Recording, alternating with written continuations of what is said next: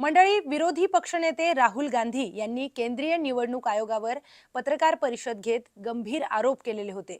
मतदान प्रक्रियेसंदर्भामध्ये, त्याचबरोबर मतदान याद्यांमध्ये जो काही घोळ झालेला आहे त्या संदर्भामध्ये त्यांनी गंभीर आरोप करत एक प्रेझेंटेशन सादर केलेलं होतं.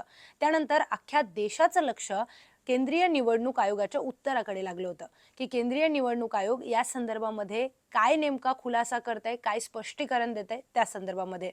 आज केंद्रीय निवडणूक आयोगाने पत्रकार परिषद घेतलेली आहे आणि त्या पत्रकार परिषदेमध्ये अनेक मुद्द्यांवर त्यांनी भाष्य केलेलं आहे.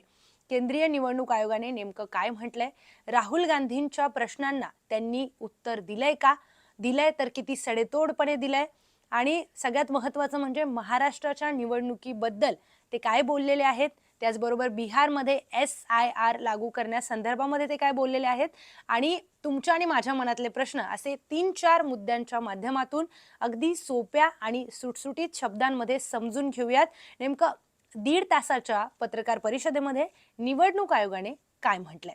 नमस्कार, मी प्रियंका लाठी आणि आपण पाहताय न्यूज 18 लोकमत. निवडणूक आयोगाचा विषय काय? सगळ्यात आधी निवडणूक आयोगाने सुरुवात केली हे म्हणत की मतचोरीचा आरोप करणं म्हणजे संविधानाचा अपमान करणं असं आहे. त्यामुळे राहुल गांधींनी एकतर 7 दिवसांच्या आत पुरावे सादर करावेत किंवा देशाची जाहीरपणे माफी मागावी असं मोठं विधान निवडणूक आयोगाने केलेलं आहे. त्यानंतर निवडणूक आयोगाने हे म्हटलंय की सगळे राजकीय पक्ष आमच्यासाठी समान आहेत. कुठलाही सत्ताधारी पक्ष असेल किंवा विरोधी पक्ष असेल, दोघेही आमच्यासाठी एका समान पातळीवर आहेत असं निवडणूक आयोगाने म्हटलंय. त्याचबरोबर राहुल गांधी यांनी निवडणूक आयोगाच्या खांद्यावर बंदूक ठेवत लोकांची दिशाभूल करणं बंद करावं असं देखील त्यांनी म्हटलंय. आणि त्याचबरोबर निवडणूक आयोग आम्ही कोणाला घाबरत नाही, कुठल्याही आरोपाला आम्ही घाबरत नाही असं देखील निवडणूक आयोगाने म्हटलेलं आहे. तर हे सगळं बाजूला करूया आणि महत्त्वाचे काय मुद्दे आहेत ते पाहूयात. निवडणूक आयोगाने असं म्हटलंय की 45 दिवसांच्या आत म्हणजेच निकाल लागल्यानंतर 45 दिवसांच्या आतमध्ये जर तुम्ही काही तुमच्या तक्रारी असतील निकालासंदर्भामध्ये किंवा मतदान याद्या संदर्भामध्ये, मतदारसंघासंदर्भामध्ये किंवा कुठल्याही इलेक्शनच्या संदर्भामध्ये, तर त्या 45 दिवसांच्या आत निकाल लागल्यानंतर तुम्ही त्या निवडणूक आयोगाकडे घेऊन जाऊ शकतात. 45 दिवसांच्या नंतर तक्रारी नेणं म्हणजे निरर्थक आहे असं निवडणूक आयोग म्हटलेला आहे. त्यामुळे राहुल गांधी यांनी आत्ताच जे आरोप केलेत ते तेव्हा का नाही केले, निकाल लागल्या असं निवडणूक आयोग म्हणालेला आहे. आत्ता ते सगळे आरोप करणं हे निरर्थक आहे असं त्यांचं म्हणणं आहे. त्यानंतर एक महत्त्वाची गोष्ट त्यांनी सांगितली की registration of electoral rules number 20 sub clause 3B याच्यामध्ये असं लिहिलेलं आहे की तुम्ही जर एखाद्या मतदारसंघाचे मतदार नसाल पण त्या मतदारसंघासंदर्भामध्ये तुम्हाला काही तक्रारी आहेत, तर तुम्ही तक्रार करताना, जर तुम्ही त्या मतदारसंघाचे मतदार नाहीत तर तुम्ही तक्रार करताना तुम्हाला एक शपथपत्र सादर करावं लागतं आणि ते शपथपत्र त्या व्यक्तीच्या समोर सादर करावं लागतं ज्या व्यक्तीच्या विरोधामध्ये तुमची तक्रार आहे असं नियमांमध्ये लिहिलेलं आहे. आणि असं निवडणूक आयोगाने देखील आज त्या नियमांचा दाखला देत सांगितलेलं आहे. म्हणजे उदाहरणार्थ, मी अमुक अमुक मतदारसंघाची मतदार आहे पण मला दुसऱ्याच मतदारसंघासंदर्भामध्ये काही तक्रारी आहेत, मला असं वाटतंय, समजा माझ्या मावशीचं ते गाव आहे, मावशीचं वोट तिथे आहे आणि मला त्या मतदारसंघासंदर्भामध्ये तक्रार आहे की इथे काहीतरी हेराफेरी झाली आहे, इथे मतदार याद्यांमध्ये घोळ झालाय आणि हे असं कसं होऊ शकतं, माझी तक्रार आहे. तर मला जर तक्रार करायला जायचं असेल तर मला शपथपत्र दाखल करायला लागतं, कारण की मी त्या मतदारसंघाची मतदार नाही, पहिली गोष्ट. आणि दुसरं, ज्याच्या विरोधात अमुक अमुक व्यक्तीच्या विरोधात जर माझी तक्रार आहे की या व्यक्तीने सगळा घोळ घातलाय, तर त्या व्यक्तीला तिथे बोलावून त्या व्यक्तीच्या समोर मला ते शपथपत्र दाखल करायला लागतं असं नियमांमध्ये आहे असं निवडणूक आयोगाने म्हटलेलं आहे.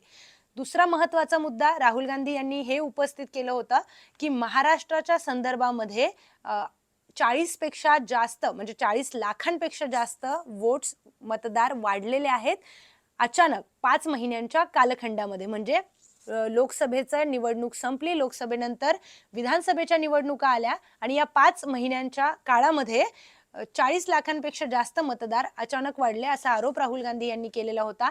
त्याला उत्तर देताना निवडणूक आयोगाने असं म्हटलेलं आहे की राहुल गांधी यांचे सगळे आरोप निरर्थक आहेत, ते पुरावा का सादर करत नाही. आणि दुसरं त्यांचं असं म्हणणं होतं की राहुल गांधी यांनी पुरावे द्यावेत. आणि आणखी एक महत्त्वाचं त्यांनी निरीक्षण हे सांगितलं निवडणूक आयोगाने, की एखाद्या मतदार यादीमध्ये तुमचं जर 2 वेळा नाव असेल, तर याचा अर्थ असा होत नाही की तुम्ही मतदानही 2 वेळा केलं. म्हणजे निवडणूक आयोगाने असं सांगितलंय, की समजा माझं नाव जर 2 वेळा, 3 वेळा असेल, जसं की राहुल गांधींनी त्यांच्या प्रेझेंटेशनमध्ये सांगितलं होतं, की एकाच व्यक्तीचं नाव 3-4 वेळा आहे, वेगवेगळे फोटो किंवा तिचाच फोटो थोडासा ब्लर करून, झूम इन करून, झूम आउट करून असा लावण्यात आलेला आहे आणि एका व्यक्तीचं नाव वेगवेगळ्या राज्यामध्ये एक मतदार म्हणून आहे. तर निवडणूक आयोगाने यावर स्पष्टीकरण देताना म्हटलं, की तो जो मतदार आहे, ज्याचं नाव वेगवेगळ्या याद्यांमध्ये 3-4 वेळा आहे, त्यांनी 3-4 वेळा मतदान केलंच आहे, हे कशावरून? म्हणजे तुम्ही कुठल्या पुराव्यानिशी हे सांगताय, की त्या व्यक्तीने इतक्या वेळा मतदान केलं? तुम्ही पुरावे का सादर करत नाही? त्यांचा सगळ्यात महत्त्वाचा मुद्दा हाच होता, की तुम्ही 7 दिवसांच्या आत सगळे पुरावे सादर करा किंवा देशाची जाहीरपणे माफी मागा, असं त्यांचं म्हणणं होतं. आणखी निवडणूक आयोग हे देखील म्हणाला, की आम्ही कुणालाही घाबरत नाही, कुठल्याही राजकीय पक्षाला घाबरत नाही आणि कुठल्याही राजकीय पक्षाच्या राजकारणाला आम्ही घाबरत नाही. आमच्या खांद्यावर बंदूक ठेवून हे सगळे जनतेची दिशाभूल करतायत, पण आम्ही त्याला सज्ज आहोत, आम्ही त्याला घाबरत नाही. आणखी एक महत्त्वाचा मुद्दा त्यांनी मांडलेला आहे, की कुठलीही त्रुटी आढळल्यास 1 सप्टेंबरपर्यंत तुमच्याकडे वेळ आहे. कशासाठी? बिहारच्या SIR वर आपण येऊयात. बिहारमध्ये जे SIR लागू करणार आहे, त्या संदर्भामध्ये देखील राहुल गांधी यांनी त्यांच्या पत्रकार परिषदेमध्ये आरोप केलेले होते. SIR तुम्ही त्याच्यामध्ये देखील घोळ घालताय वगैरे असे सगळे आरोप त्यांनी निवडणूक आयोगावर केलेले होते. तर SIR काय आहे? Special intensive revision. मतदार याद्यांची फेरबदल आणि सगळं मतदार याद्यांमध्ये ज्या सुधारणा करायच्या आहेत ते. तर ती एक मोठी प्रोसेस आहे, त्यावर नंतर बोलू, आजच्या व्हिडिओमध्ये नाही.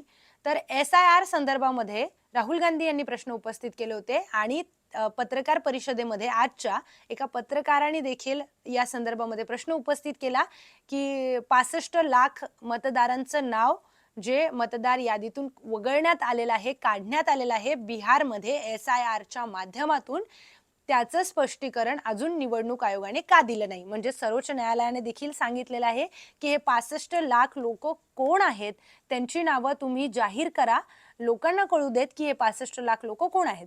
तर या संदर्भामध्ये पत्रकारांनी देखील प्रश्न विचारला आजच्या पत्रकार परिषदेमध्ये आणि त्या दिवशी राहुल गांधींनी जी पत्रकार परिषद घेतली होती, तेव्हा त्यांनी देखील विचारलं होतं. त्याला उत्तर देताना निवडणूक आयोगाचे मुख्य अधिकारी होते ज्ञानेश कुमार, त्यांनी म्हटलं, की असं नाहीये की हे 65 लाख लोक आत्ताच निर्माण झालेले आहेत आणि त्यांना आत्ताच आम्ही काढून टाकलं किंवा खूपच काही कमी कालखंडामध्ये काही लोक मरण पावलेले आहेत आणि त्यांना आम्ही काढतोय, असं नाहीये. ते बोलले 20 वर्षापासून रिव्हिजनच झालेली नाहीये किंवा फेरबदल झालेला नाहीये, सुधारणा झालेली नाहीये, त्यामुळे आत्ता सगळं अचानक येतंय आणि जे लोक कोणी मृत्युमुखी पडलेलं असेल, त्यांचं नाव काढायचं राहिलं असेल इतक्या वर्षांमध्ये, ते सगळं आत्ता हळूहळू बाहेर येते आणि त्यामुळे एक सोबत इतकी नावं आम्ही काढल्या गेली आहे. पण ते नावं ती जाहीर करणार का? त्याबद्दल ते काहीही बोललेले नाहीयेत. आणखी एक राहुल गांधी यांनी मुद्दा उपस्थित केला होता, की CCTV फुटेज तुम्ही आम्हाला का देत नाही आणि डिजिटल वोटरचा डेटा आम्हाला का देत नाही? CCTV फुटेज आम्हाला द्या. आम्हालाही बघायचंय, की जो मतदानाची टक्केवारी अचानक वाढली, ती कशी वाढली? कोण होते हे मतदार? तर यावर उत्तर देताना इलेक्शन कमिशन यांनी म्हटलेलं आहे, की डिजिटल वोटरचा डेटा आम्ही असा पब्लिश करू शकत नाही. इन्व्हेजन ऑफ प्रायव्हसी त्यामध्ये होतं. म्हणजे गोपनीयता असते मतदारांची, त्या गोपनीयतेचं हनन त्यामुळे होईल. त्यामुळे आम्ही असा डेटा तो पब्लिश करू शकत नाही, असं त्यांनी म्हटलेलं आहे. त्याचबरोबर टक्केवारी कशी वाढली यावर बोलताना त्यांनी स्पष्ट असं काही उत्तर दिलेलं नाही त्यावर. त्यांनी फक्त इतकंच म्हटलंय, की राहुल गांधी यांनी पुरावा सादर करावा. हा महत्त्वाचा CCTV फुटेजबद्दल ते आणखी एक म्हणाले, की महिलांच्या प्रायव्हसीचा, महिलांच्या गोपनीयतेचा भंग होईल. आणखी एक त्यांनी महत्त्वाचा मुद्दा या संदर्भामध्ये मांडलेला आहे. अच्छा, आणखी एक महत्त्वाचा त्यांनी मुद्दा मांडला, की राहुल गांधी यांनी त्यांच्या प्रेझेंटेशनमध्ये अनेक वोटर IDs वापरले दाखवण्यासाठी, की कसं काय सगळ्या गोष्टी घडल्या आहेत. पण त्यावर निवडणूक आयोगाने असं म्हटलेलं आहे, की वोटर IDचा विदाऊट परमिशन, म्हणजे जे वोटर्स आहेत त्यांच्या परवानगी शिवाय त्यांचे वोटर ID असे पब्लिकली वापरणं अत्यंत चुकीचं आहे. असं त्यांनी म्हटलेलं आहे. त्याचबरोबर त्यांनी असं म्हटलं की राहुल गांधी यांना आम्ही वारंवार पुरावे मागितले, पण त्यांच्याकडून कुठलेही पुरावे आम्हाला देण्यात आलेले नाहीये. या संदर्भामध्ये राहुल गांधींनी आधी एकदा म्हटलं होतं की मी शपथ का घेऊ, मी संसदेमध्ये संविधानाची शपथ घेतलेली आहे, त्यामुळे मी शपथ आता का घेऊ किंवा मी शपथपत्र का दाखल करू.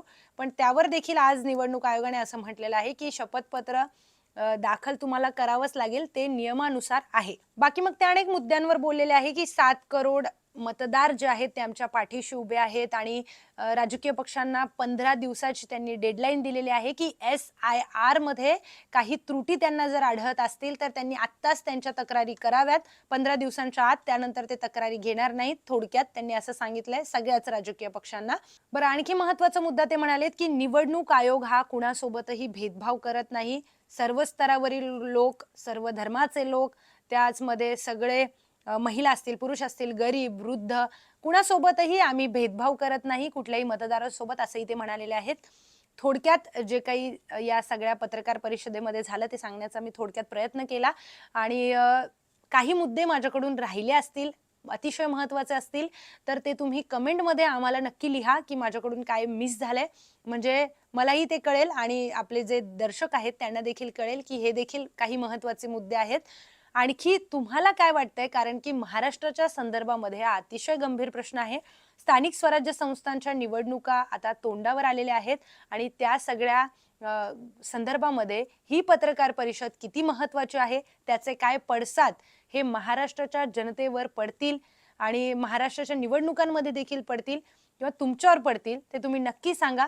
तुमचं मत काय? तुमचं निरीक्षण काय? तुमचं विश्लेषण काय? आम्हाला जाणून घ्यायला नक्की आवडेल आणि अशाच अधिक माहितीपूर्ण व्हिडिओसाठी पाहत रहा न्यूज 18 लोकमत.